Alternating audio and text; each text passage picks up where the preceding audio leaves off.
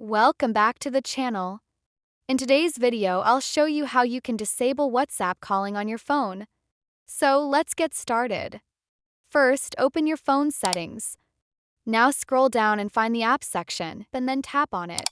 Once you're there, scroll through the list until you find WhatsApp and then tap on it.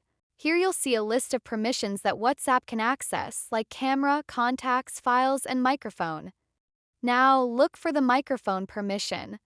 The switch is currently turned on. That means WhatsApp can use your mic for voice and video calls. To disable calling, simply turn off the microphone permission.